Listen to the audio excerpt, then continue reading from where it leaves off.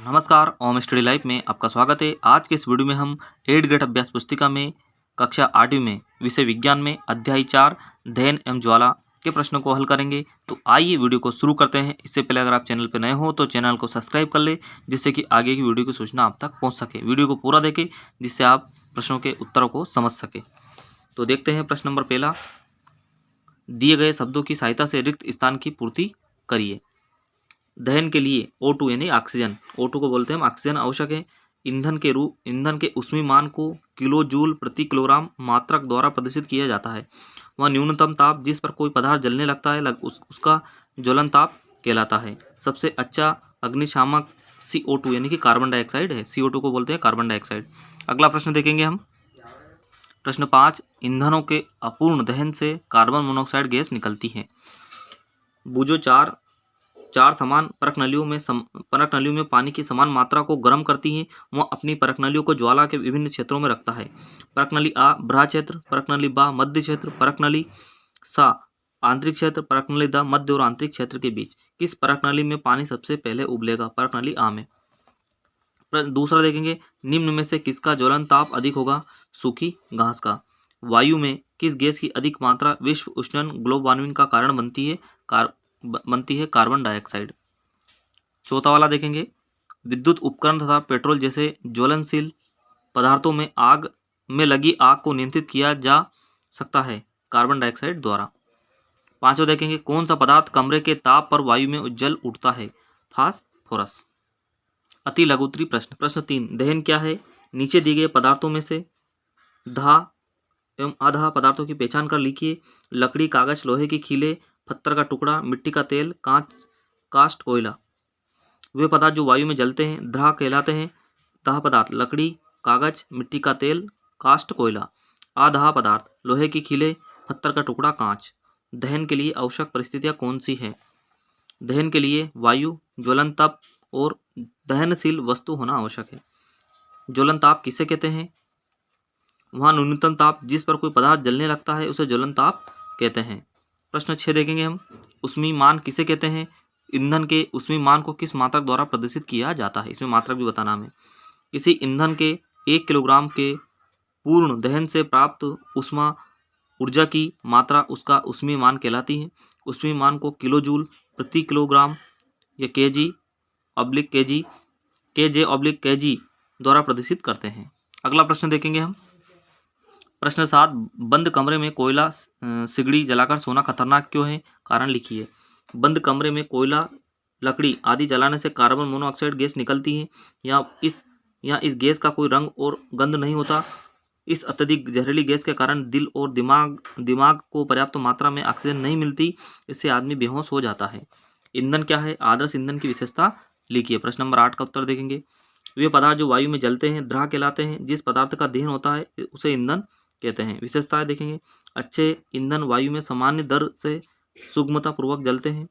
ये अधिक मात्रा में ऊष्मा उत्पन्न करते हैं। तीसरा, इस जलने के उपरांत कोई अवांछनीय पदार्थ नहीं छोड़ते। प्रश्न 9, दहन के विभिन्न प्रकारों को उदाहरण सहित लिखिए। 2 प्रकार के होते हैं। तीव्र दहन, जब द्रह तेजी से जलकर ऊष्मा और प्रकाश उत्पन्न करता है तो इस प्रकार के दहन को तीव्र दहन कहा जाता है। दूसरा, वैसा दहन जिसमें पदार्थ बिना किसी प्रत्यक्ष कारण के अचानक लपटों के साथ जल उठता है, स्वतः दहन कहलाता है। प्रश्न 10 देखेंगे हम।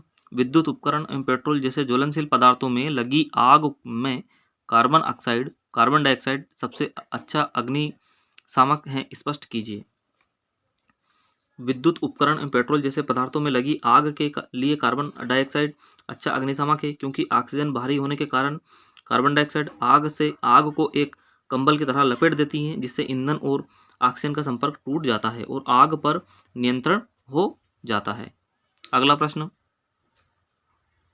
11, ईंधन के रूप में लकड़ी का उपयोग करना हानिकारक क्यों होता है? कारण लिखिए। ईंधन के रूप में लकड़ी का उपयोग करना निम्न कारणों से हानिकारक है। ये बिना जले कार्बन कण छोड़ती हैं जो दमों जैसे श्वास रोग उत्पन्न करती हैं। लकड़ी का अपूर्ण दहन कार्बन मोनोऑक्साइड गैस देता है। यह अत्यंत विषैली गैस है।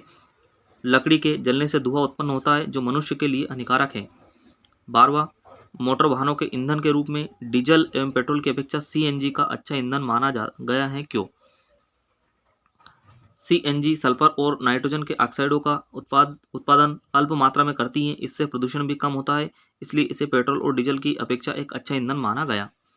दहन के लिए वायु आवश्यक होती है, इसे प्रदूषित करने हेतु किस क्रियाकलाप का वर्णन करेंगे। तो हमने चित्र बनाया, यहाँ पर चित्र आप बनाना। ये दहन के लिए वायु आवश्यक है, यहाँ पर खुला हुआ है, यहाँ पर भी खुला हुआ है और यहाँ पर इस पर ढक दिया तो यह मोमबत्ती नहीं जल पाती है। देखेंगे उत्तर, आवश्यक सामग्री मोमबत्ती लेंगे, माचिस, लकड़ी के 2 गुटके, कांच की चिमनी। विधि देखेंगे इसमें, एक जलती हुई मोमबत्ती को रखते हैं। अब कांच की चिमनी को मोमबत्ती के ऊपर लकड़ी के 2 गुटके की सहायता से इस प्रकार रखते हैं कि वायु चिमनी में प्रवेश करती रहे। दूसरा वाला पॉइंट, अब लकड़ी के गुटके हटाकर चिमनी को मेज पर रख देते हैं। अंत में एक कांच की प्लेट चिमनी के ऊपर रखते हैं। निष्कर्ष, प्रथम अवस्था ए में मोमबत्ती निर्बाध रूप से जलती है, जबकि वायु चिमनी में नीचे से प्रवेश करती है। द्वितीय अवस्था बी में जब चिमनी में वायु नीचे से प्रवेश नहीं कर पाती तो ज्वाला में कंपन होता है और धुआं उत्पन्न होता है। अवस्था सी में ज्वाला बुझ जाती है क्योंकि उसे वायु उपलब्ध नहीं हो पाती। परिणाम, प्रथम अवस्था ए से स्पष्ट है कि जब तक वायु चिमनी में प्रवेश करती रही तब तक मोमबत्ती जलती रही, अतः दहन के लिए वायु आवश्यक है। प्रश्न नंबर 14, निम्न पर टिप्पणी लिखनी है। विश्व उष्णन या ग्लोब वार्मिंग। तो वायुमंडल में कार्बन डाइऑक्साइड की मात्रा बढ़ने से वायुमंडल के तापमान में वृद्धि होती है, इसे ही विश्व उष्णन या ग्लोब वार्मिंग कहते हैं। अम्ल वर्षा, कोयले, डीजल और पेट्रोल के दहन से उत्पन्न सल्फर डाइऑक्साइड और नाइट्रोजन डाइऑक्साइड गैस वायुमंडल में उपस्थित जल वाष्प से अभिक्रिया करके सल्फ्यूरिक अम्ल तथा नाइट्रिक अम्ल बनाती हैं। ये वर्षा को अम्लीय बनाकर वर्षा के साथ पृथ्वी पर बरस जाते हैं, इसे अम्ल वर्षा कहते हैं। अब हम देखेंगे प्रोजेक्ट। ये प्रोजेक्ट है पहला, बूजो व पहेली का घर साला से लगभग 6 किलोमीटर की दूरी पर है। बूजो के पिताजी उसे प्रतिदिन मोटरसाइकिल से छोड़ने आते हैं और ले जाते हैं तथा पहेली के पिताजी उसे प्रतिदिन कार से साला लाते हैं और ले जाते हैं। बूजो के पिताजी को प्रतिदिन मोटरसाइकिल में 1/2 लीटर पेट्रोल लगता है, नहीं आधा लीटर, जबकि पहेली के पिताजी को प्रतिदिन साला आने व जाने में 2 लीटर डीजल लगता है। अपने माता पिता अभिभावक की सहायता से पूछकर निम्न तालिका को पूर्ण कीजिए। एक सप्ताह में बूजो के पिता द्वारा कुल व्यय पेट्रोल लीटर, पहली के पिता द्वारा डीजल लीटर। तो यहाँ एक सप्ताह में आधा लग रहा है 1/2, एक सप्ताह में कितने दिन से 7, तो 7/2 लीटर। इसको एक सप्ताह में एक दिन में कितना लग रहा है 2, तो सप्ताह यानी 7 दिन में 7 दिन 14 लीटर। फरवरी 2023 में 385 और यहाँ पर 1456। ठीक है, तो वर्तमान में 1 लीटर पेट्रोल का मूल्य कितना है 110 रुपये। तो बूजो के पिताजी द्वारा एक सप्ताह में कुल कितनी राशि का पेट्रोल खर्च होगा। तो एक दिन में 110 रुपये है, तो एक दिन में कितना 110/2, मतलब आधा लीटर लग रहा है, तो 55 रुपये का आधा लीटर। तो एक सप्ताह में एक दिन में कितना लग रहा है 55 का, तो 7 दिन में 385 रुपये खर्च होंगे। वर्तमान में 1 लीटर डीजल का कुल मूल्य कितना 104 रुपये।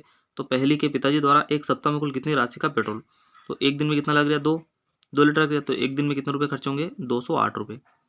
तो एक सप्ताह में 208 × 7 1456 रुपये खर्च होंगे।